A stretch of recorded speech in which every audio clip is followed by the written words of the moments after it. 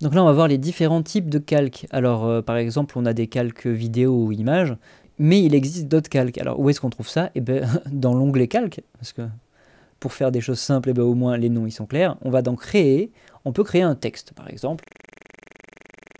Donc ça, c'était les calques texte. Maintenant, on va en voir un autre, c'est le calque solide.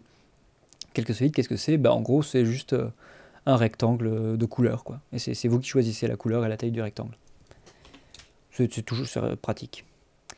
Ensuite, qu'est-ce que vous avez? Vous avez lumière et caméra. Qu'est-ce que ça peut être? On va commencer par caméra. Donc là, vous avez tout un tas de réglages de caméra. Vous dites, ok, mais dans quoi suis-je en train de m'embarquer?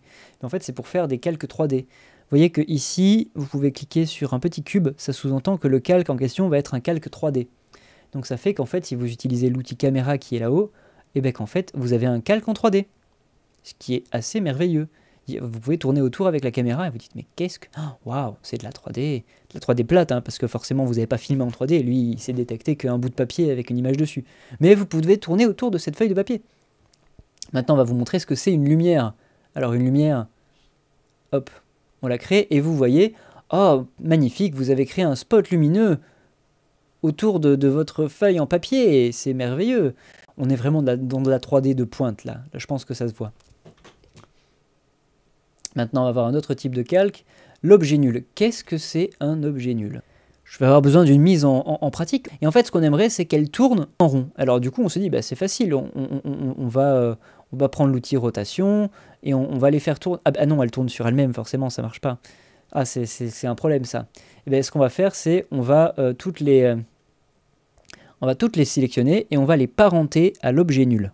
Chacune de ces vidéos a comme parent ce calque au milieu, et si on le fait tourner, eh bien, il y a tout qui tourne avec. Vous voyez comme c'est magnifique? C'est ahurissant, il y a tout qui tourne autour de lui.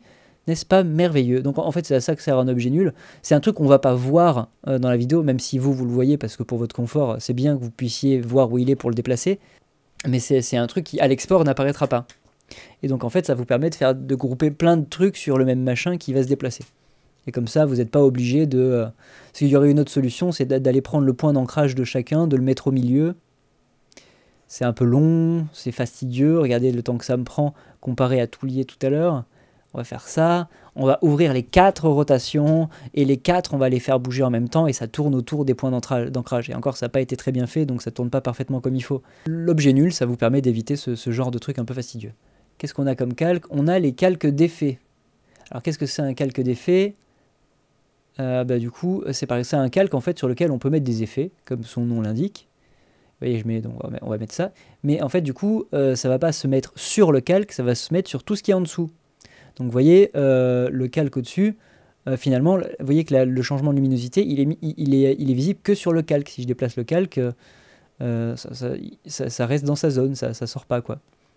Donc après, il y a le calque de forme, le fichier Adobe Photoshop, parce que vous pouvez importer des trucs de Photoshop, ou le fichier Maxon Cinema 4D, parce que vous pouvez importer des trucs en 3D, mais on va pas voir ça tout de suite. Là, je vous ai montré les calques principaux qui vont tous nous servir un petit peu. Donc voilà, c'est fini, j'espère que c'était très clair pour vous, et vous pouvez aller voir les autres réglages de base de After Effects. Ou alors, vous pouvez vous abonner à la chaîne et me donner énormément d'argent sur Tipeee.